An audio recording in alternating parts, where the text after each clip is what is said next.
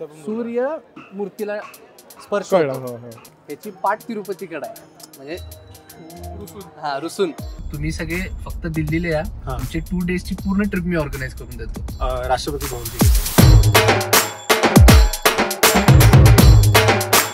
कुठे चाललोय आपण? कोल्हापूरची ओळख असणारी महालक्ष्मी मंदिर आपण चाललोय.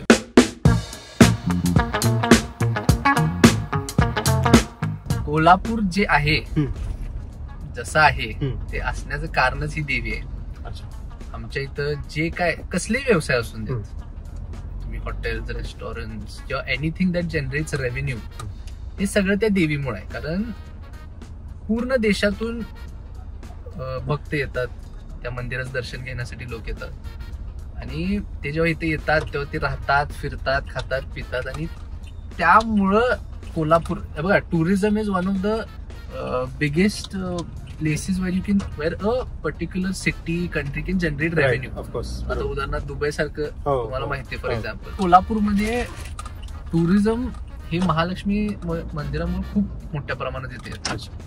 आणि मग जेव्हा एखादा व्यक्ती इथे येतोय, त्या मंदिराला दर्शन घेण्यासाठी येतोय, पण मग तो इथं जोडला जातोय इथल्या बाकीच्या गोष्टींची. इथला परिसर, इथला रंकाळा म्हणा, पन्हाळा गेलाय कधी तुम्ही? पन्हाळा आमच्या इथे हिल स्टेशन आहे, फार सुंदर आहे. म्हणजे पाऊस पडला की आमच्या इथले सगळे खूप जवळ आहे. म्हणजे इथून hardly half an hour. Chhatrapati Shivaji महाराजांचा किल्ला आहे पन्हाळागड. बरेच विशालगड इथून जवळ आहे, पावनगड इथून जवळ आहे. आणि आमच्या म्हणजे प्रत्येक व्यक्ती जो कोल्हापुरात जन्मलाय खास करून, त्याच्यावरती तर या देवीचे खूप आशीर्वाद आहेत. आमच्या इथं मंदिर सुद्धा ज्योतिबा मंदिर एक फार प्रसिद्ध मंदिर आहे, महालक्ष्मी मंदिर आहे, बाळूमामांचं मंदिर आहे. हे मंदिर असं डिझाईन आहे, वर्षातून 2 वेळा असा एक प्रसंग येतो की त्या 2 वेळाच फक्त सूर्य मूर्तीला स्पर्श होतो, सूर्यकिरण. आणि या वर्षी कधी येते? नोव्हेंबर 9, 10, 11. म्हणजे फर्स्ट डे फक्त पायापर्यंत येते, त्यावरती जात नाही. सेकंड डे कमरेपर्यंत येते, थर्ड डे खांद्यापर्यंत, 4th डे पूर्ण, आणि मग 5th डे नंतर गायब परत. तुम्हाला ऍक्च्युली महालक्ष्मीची तिरुपतीची स्टोरी माहितीये का? नाही. तिरुपती तर माहितीये ना? तिरुपती माहिती. जाऊन आलाय का कधी? तिरुपती आणि महालक्ष्मी हे हजबंड वाईफ. आता ते पूर्ण स्टोरी वेगळे, ती पद्मावती वगैरे. पण थोडक्यात सांगायला गेलं तर जो कुठला व्यक्ती तिरुपतीला जातोय, तो तिरुपतीवरनं पहिलं महालक्ष्मीचं दर्शन घेण्यासाठी येतोय. तिरुपतीला गेल्यावर पहिलं तिरुपतीचं दर्शन घ्यायचं, आणि ते झाल्यावर महालक्ष्मीच घ्यायचं. काय कारण काय त्याचं? Their husband wife. अच्छा, ओके. तर ती स्टोरी लॉंग आहे. मग तिरुपतींनी पद्मावती बरोबर लग्न केलं, मग त्यामुळं महालक्ष्मी नाराजून तिकडे कोल्हापूरला आली. आणि ह्याचं असं पण काहीतरी आहे, मला ते खरं खोटं माहित नाही, की ही मूर्ती पण अशी सिच्युएटेड आहे की ह्याची पाठ तिरुपतीकडे आहे, म्हणजे रुसून. त्यामुळं बालाजींचं काय म्हणणं आहे की तुम्ही माझ्याकडे येऊन गेला की ते झाल्यावर माझ्या पत्नीकडे जावा आणि तिचा आशीर्वाद घ्या. त्यामुळे तुम्ही कधी बघितला इथं साऊथ इंडियन खास करून भरपूर येतात. तिरुपतीला कसं साऊथ इंडियामध्ये खूप भक्ती आहे, आणि डिरेक्ट फ्लाईट पण आहे, ती वडिलांनीच चालू केले. मला एक कळत नाही, because we are almost of the same age. So आम्ही, तुम्ही, कृष्णराज, तू, काही घरचे तुम्हाला किट्टू वगैरे पण बोलतात, मी ऐकलेलं आहे. सो काय बोलायचं मला नक्की. तुम्हाला जे आवडेल ते असं माझी, कारण मला तुम्हाला ऑटोमॅटिकली बघून असं पर्सॉन आहे ना, त्याच्या बघून निघतं की तुम्हाला असं काय वाटतं. तुम्ही अरे तुरे जरी म्हणला तरी मला काही हरकत नाही. मला ती सवय ऍक्च्युली सगळ्यांची करून बोलायला. पर्सोनाच असं नाही, तू असं टी शर्ट घातलं असं तर तू निघाला असतं, पण आता एवढं फॉर्मल कम्फर्टेबल विथ. सो एक म्हण आहे छान, जी मी कुठेतरी वाचली, की यू आर जस्ट 7 calls किंवा 7 persons away from a particular person in your life. जगातला कोणताही. तर पहिला तर माझा माणूस भेटलेला आहे मला, आणि त्याच्या पुढे 7वा माणूस आहे नरेंद्र मोदी. तर काय वाटतं, किती पुढे खरंच 6 कॉल आहेत का 60 कॉल आहेत का 600 कॉल आहेत, किती आहे तुम्हाला काय वाटतं? बिकॉज तुम्ही भेटले आहात. ही समथिंग एल्स. मी खरंच सांगतो तुम्हाला, त्यांचा ऑरा म्हणा किंवा त्यांचं जे हंबलनेस आहे किंवा जसं ते बोलतात, म्हणजे मी माझ्या ब्लॉग मध्ये पण त्यांना भेटण्याच्या एक्सपिरियन्स बद्दल बोललोय. He connects with each and every member of the Parliament on a weekly basis, especially during sessions. आता सेशन जेव्हा असतात, म्हणजे माझ्या वडिलांची प्रत्येक ट्युजडेला मोदीजींबरोबर मीटिंग असते आणि त्यामध्ये they have to give brief about what all they've done in their state, in their constituency. When it comes to leadership, म्हणजे हे बघा, हे शेवटी पॉलिटिक्स आहे. जर दोन वेगवेगळे विचार नसते तर प्रगती पण झाली नसती आणि म्हणजे वेगळे पक्ष नसते, वेगळे विचाराचे. You get my point. आज भरपूर लोक त्यांना मानतात आणि पॉलिटिकल असल्यामुळे भरपूर लोक क्रिटिसाइज सुद्धा करतात. पण आय विल टेल यू की आपल्याला आपल्या जीवनात किंवा in the history of year country असे प्राईम मिनिस्टर मिळणं ही खरंच अशक्य कोटीची गोष्ट आहे.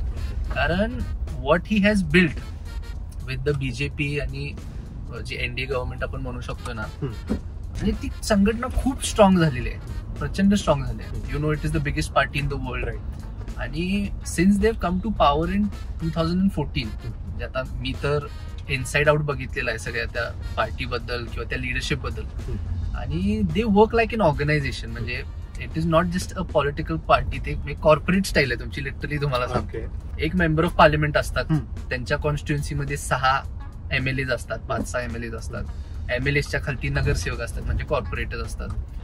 ग्रामीण भाग असेल तर जिल्हा परिषद सदस्य असतात. कॉर्पोरेटर्सच्या पण खालती पक्षाचे पदाधिकारी असतात, म्हणजे बूथ प्रमुख, शक्ती केंद्र प्रमुख वगैरे. म्हणजे थोडक्यात तुम्हाला माहिती असण्यासाठी. तुम्हाला पटणार नाही, हिथं आता उदाहरणार्थ आता ही आपण विसिनिटीमध्ये फिरत आहे, तर हिथला एक बूथ प्रमुख आहे. बूथ प्रमुख म्हणजे एका बूथ वरती लेट्स से 1000 वोट्स असतात. तर त्या 1000 वोट्स वरती एक माणूस त्या पार्टीने नेमला असतो. बरोबर. दिल्लीवरून त्या माणसाला फोन येतोय की तुम्ही ह्या महिन्यात काय काय काम केलं. म्हणजे this is the level where that party is operating. आणि त्या पार्टीचे असे बूथ प्रमुख हे करोडोच्या संख्येने. हा, म्हणजे नॉट जस्ट बूथ प्रमुख पण सगळी संघटना म्हणतोय. तर तुम्ही विचार करा, जर हिथल्या एवढ्यात एका बूथ प्रमुखला जर फोन जात असेल तर काय लेवलचं त्यांनी सिस्टम्स बिल्ड केले असतील. त्यांना हे म्हणजे हे माहिती का, इकडे कोल्हापूर तांबडा पांढरा रस्ता हे सगळं माहिती. मराठीत बोलतात ते इथं आल्यानंतर. अच्छा, असं ते आता 2-3 वेळा जेव्हा किंवा आलेत ना कोल्हापूरला, त्यांचं प्रत्येक भाषणाची सुरुवात कसं काय कोल्हापूर वगैरे असं म्हणजे मराठीत ते बोलतात. त्यामुळे he is very fond of this place, that I know. आणि वेन इट कम्स टू, तुम्ही जसं म्हणला की 7 पीपल अवे, खरं सांगायला गेलं तर तुम्ही जर माझ्या वडिलांबरोबर गेलात, मोदीजींना भेटायचं कितपत शक्य आहे मला माहित नाही, पण you can definitely see him in the parliament.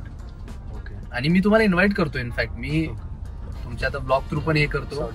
तुम्ही आणि तुमच्यावर एक 5-10 फॉलोअर्स जेवढे काही तुम्हाला आणायचे, मी पाहिलं तर तुम्हाला ते हे करतो की तुम्ही सगळे फक्त दिल्लीला या. तुमचे 2 डेजची पूर्ण ट्रिप मी ऑर्गनाईज करून देतो. राष्ट्रपती भवनची बोलतोय. Rashtrapati Bhavan, Parliament. I will organise meetings with you with certain ministries that you would like to go and meet. कारण माय फादर वर्क्स क्लोजली. ते आता 3-4 कमिटीज मध्ये आहेत. अमित शाह साहेबांच्या कमिटीमध्ये एक आहे, which is one of the cooperative मध्ये. ती महत्वाची एक या देशाची ती कमिटी आहे. आणि ते सोडून पण he shares very good relations with lot of ministries. तर तुम्ही थोडंसं स्टडी करा, तुमच्या फॉलोअर्सशी बोला.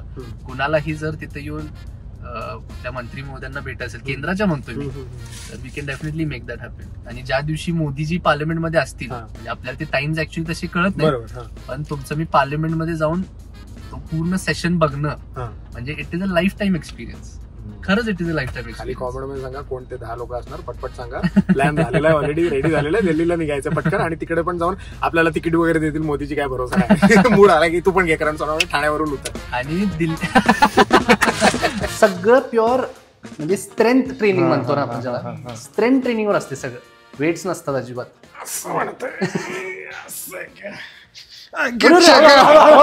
ओके.